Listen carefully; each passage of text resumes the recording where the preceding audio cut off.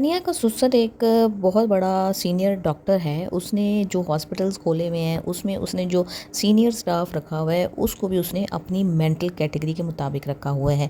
अब सनिया का वो इतना हार्ड इंटरव्यू देते हैं, लेकिन उसके बावजूद जब वो डॉक्टर तारीफ़ करते हैं कि ये तो बड़ी काबिल बच्ची है, तो अब वो इस बात को तस्लीम तो नहीं कर सकता। जब वो सनिया आती है तो वो उसको कहता है कि हाँ ठीक है, मैंने इसको कहा था हाथ ज़रा होला रखना, तो इसलिए तुम इंटरव्यू में पास हो गई हो। और फिर जब सनिया फिर दोबारा से बहस करने लगती है तो वो उसको चुप करवा देता है।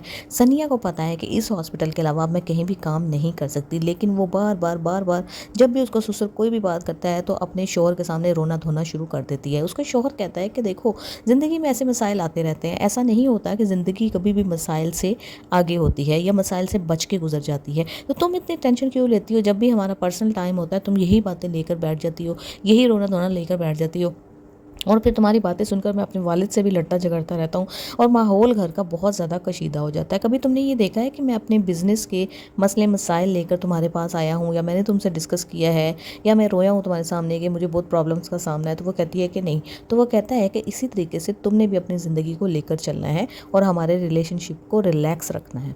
अब सनिया जो होती है वो हॉस्पिटल के अंदर उसी तरह से दोबारा से चीज़ें शुरू कर देती है कि अब ये जो मरीज़ है इसको हम फ्री कर देते हैं, अपने मशवरे देना शुरू कर देती है। तो उसके ससुर को बहुत ज़्यादा बुरा लगता है। वो कहता है कि इसको नौकरी दो तो मसला, ना नौकरी दो तो मसला। बहरहाल वो उसके घर वालों के सामने इतना ज़्यादा अच्छा बन जाता है कि उसकी माँ कहती है कि सारी की सारी गलती सिर्फ़ और सिर्फ सनिया की है।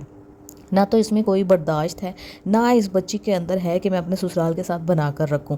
हालांकि इसका ससुर एक जन्नती इंसान है, क्योंकि जब वो उनके घर जाता है तो वो इस तरह से बन जाता है कि जैसे उससे अच्छा कोई है ही नहीं। वो सिर्फ और सिर्फ ये चाहता है कि तमाम लोग घर में मेरे अंडर प्रेशर रहें, मेरी बात माने, और मेरी बात जो मैं कह देता हूँ वो हरफ़े आखिर होनी चाहिए। अब वो इसकी बहन का रिश्ता करवा रहा है, तो उसके बाद तो सनिया के जो वालिदैन हैं वो ऐसे होगा कि भाई ये यहाँ बैठ जाए और हम इसकी पूजा शुरू कर दें। इतना काबिल एहतराम शख्स वो उनके लिए हो जाएगा।